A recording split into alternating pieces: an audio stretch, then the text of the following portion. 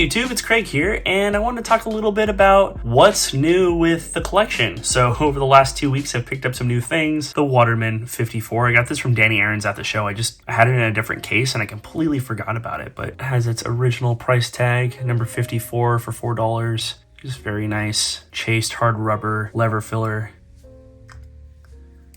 with that nicely patinaed Waterman number 4 New York nib.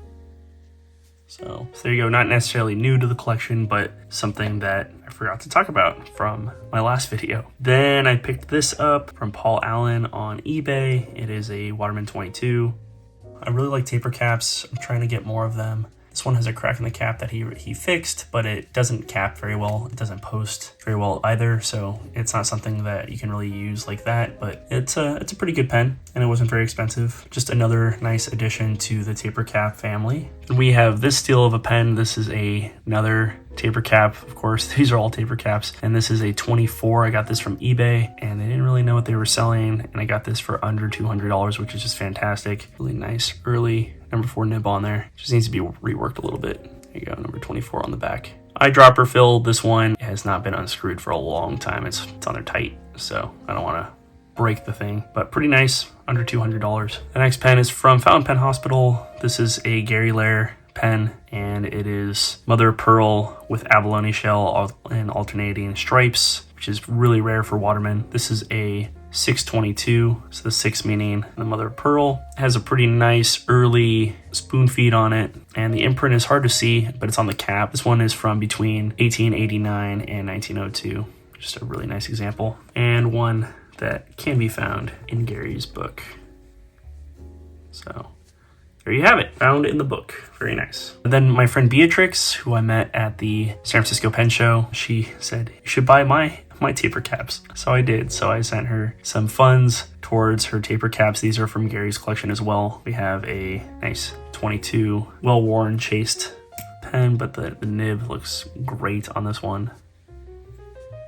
She said they're fantastic writers. Haven't written with them yet, but nice little additions to the collection. Again, it is chased, it's just so worn, but it's a really nice example, and the caps are all tight. They post really well. It's just a very, very, very nice little taper cap. Speaking of little taper caps, this one is much smaller. This is a 22 or a 23V. So you can see the size difference between those. It's a little bit shorter, but this is a vest taper cap pen. And I didn't know they made vest taper caps. So this is awesome. Again, this was another Gary pen, courtesy of Beatrix. It's hard to see, but there is a guy put his name in there. I think it's like LJ Howell or something. And then you have the imprint on there. Nicely worn. This one was not chased, so this was a smooth hard rubber. There it is. And in here it says it's a 23, but this has a number 2 size nib on it. Just a nice little vest-sized taper cap with a clip. Then I won this on eBay. This is a Waterman 12, but it has the royal family coat of arms on there with the initials APB. And this is a smooth hard rubber, very nicely evenly faded, nice 2-line imprint with the globe. And you can see how nicely faded it is. Like it is. That is like a perfect line on that thing. But the nib is awesome. Sort of like a stub. Nice little early number 2 nib on there. And there's that coat of arms again. And APB. Don't know the story with this one. We'll probably never know the story with this one. Cool. Cool little addition. I was a high bidder on eBay for that one. And the last of the pens is this cute little baby safety. It has a 14 karat gold band on it, and it is a baby safety, so you unscrew the cap. Out comes the nib. And this one, it just has to be reworked a little bit because you can actually just push the nib right back in. Probably have someone check it out. Some scratches on the feed, but really it was a pretty good price. The imprints all look really good on it. Pretty solid on there. But it says MM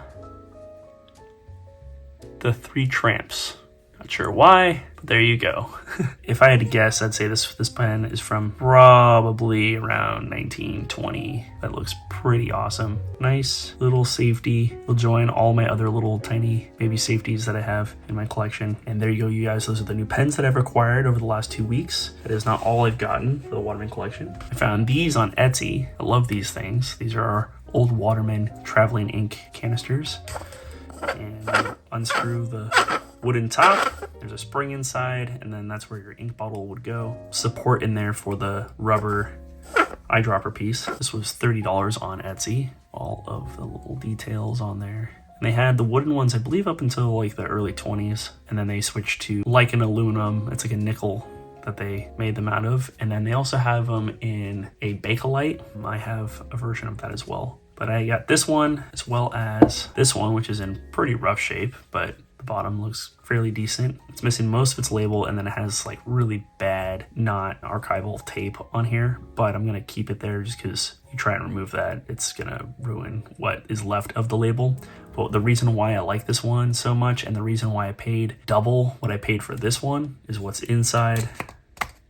Doesn't even need to unscrew all the way, but this one does still have its bottle with its jet black label on it, which is so cool. Writes black, instantly flows freely, and it still is intact with its little pipette.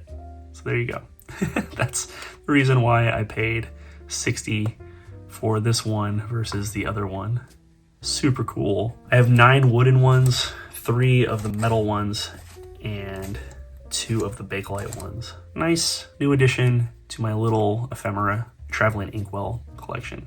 And the last thing, I actually have a bunch of these from Kari. She's of Charisma on eBay, and she reached out to me a few weeks ago about these ads, and I just have been so busy with stuff and busy with the Japanese pens that I sort of neglected the message. And then finally I saw her that she put them up, and I go, oh, sorry I missed the message. It's been really busy, but I'm gonna bid on them. And I won them. So these are from the Waterman store at 155 Broadway before they became 155 and 157 before it turned into 173 Broadway. So these are very old Waterman's Ideal ads from old newspapers. I just love even the backs of them. You can see the flint waist or the corset. Pretty neat stuff. More. The value of a Christmas present is measured by its usefulness. Looks like down here, this is like the Ideal pocket protector. So that'd be kind of cool to find. Let's see the back of that one. The Old Reliable, go, another one. This one's from 1890, you can see down there. This one's from 1889. This is from 1889, this is from 1890. It's kind of interesting. This is January of 1890, and they're still talking about holiday gifts, even though the holidays are over. There you go. Those are the new additions to the Waterman collection. And I should have a new unboxing video coming out very soon for you guys. Thanks so much for your patience. If you have any questions, leave a comment down below. If you like the video, give it a thumbs up. Please subscribe for more content like this. And of course, check out my Instagram at Roccanova, and for more Waterman stuff at 173 Broadway. And I'll see you all in the next video. All right, peace.